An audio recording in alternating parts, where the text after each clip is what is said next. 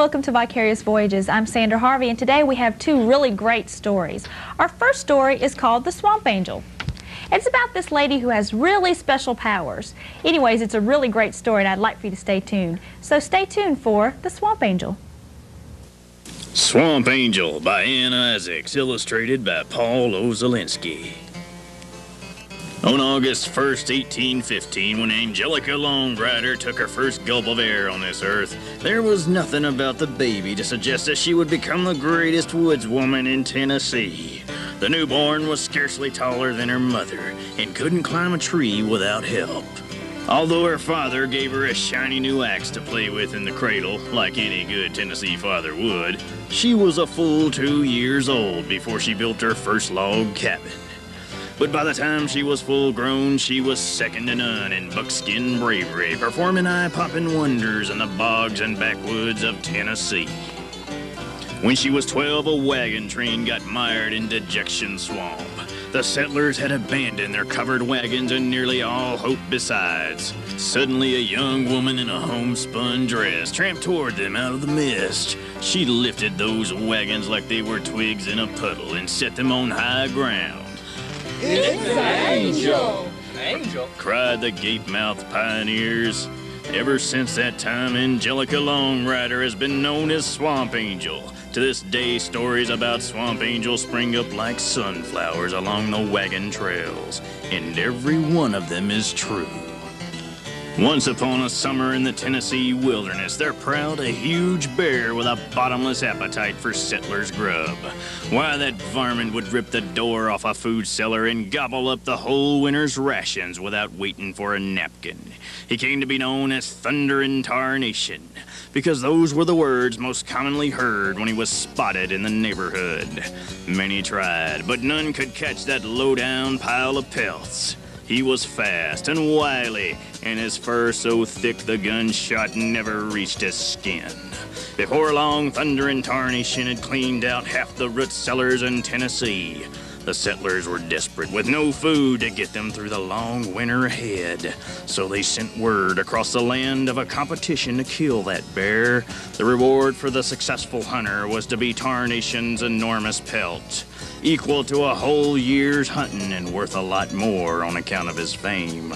Beyond that, the winner would earn a powerful reputation and the title of Champion Wildcat. Now it's well known, and a fact too, that Tennessee daredevils are as plentiful as dewdrops on corn. Pretty soon there was a long line of men in coonskin caps, waiting to sign up for the hunt.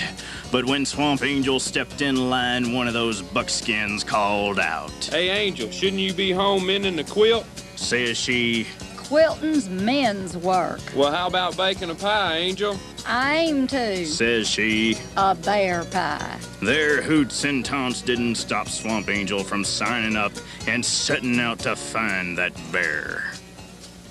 Tarnation left a pretty clear trail. The first hunter was found wearing an empty molasses bucket, a silly grin on his face. Seems he tried the sweet approach and got licked in more ways than one. It took 10 strong men to rescue the next hunter from his own bear trap. A third set out with a hardened hickory club and ended up waist-deep in toothpicks. Another was discovered wandering in circles, clutching 2 fistfuls of fur. His head was completely bald, his beard mighty scarce. Seems he'd traded pelts with Thunder and Tarnation and got the worst of the bargain. Soon Swamp Angel was the only one left who hadn't met up with Tarnation, until one morning she awoke from dozing in the shade of a creek to find that 4-legged forest of stubble staring at her across a stream. They faced off for a few minutes. Varmint, Says Angel. I'm much obliged for that pelt you're carrying. Arr, says Tarnation. Then they waded into the stream and commenced a fight. Swamp Angel took hold of that bear and tossed him so high he was still on the way up at nightfall. Even when the first star came out, there was no sign of him. Angel began to think she had lost him in the sky. Now, Angel was bound and determined to get Tarnation's pelt. Just at that moment, a tornado whirled by with a spout clear up to the clouds. Swamp Angel grabbed hold of it and swung the twister around like a giant lasso in the heavens. She roped that bristled bandit and brought him crashing back to earth. Locked in a bear hug, Swamp Angel and Thunderin' Tarnation wrestled across the hills of Tennessee. They stirred up so much dust that those hills are still called the Great Smoky Mountains. They fought 3 days and 3 nights without a break. On the 4th day, they wrestled their way into a lake 50 feet deep. Tarnation pinned Angel to the muddy bottom with one of his gigantic paws. To get a breath of air, she had to drink the whole lake dry, That was mighty refreshing. says Angel. But it didn't look good for Angel, down in the muck under that mountain of mange. No matter how she struggled, she could not free herself from Tarnation's paw. Then Angel had an idea.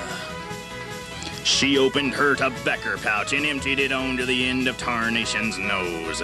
He sniffed, threw back his head, and sneezed so hard the mud flew off the lake bottom, and Angel with it. She hiked back 10 miles from where she had landed, and the fight commenced once more. Swamp Angel and Tarnation finally grew so tired they fell asleep.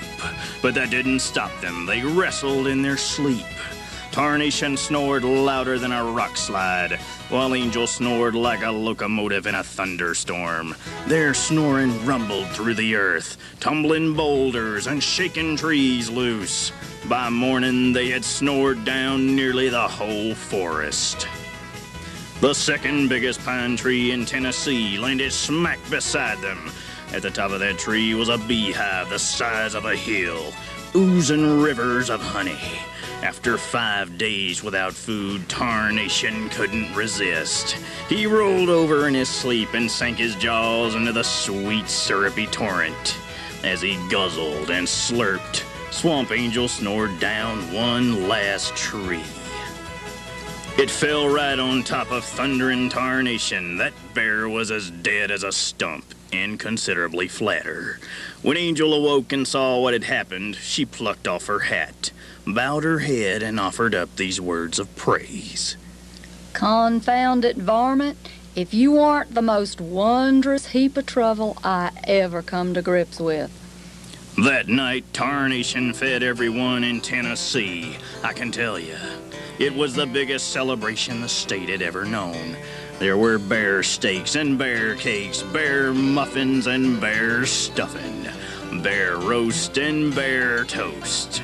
To wash it all down, there was berry wine. You could hear waistcoat buttons popping as far away as Kentucky. The leftovers filled all the empty storehouses in Tennessee just before the first snowfall.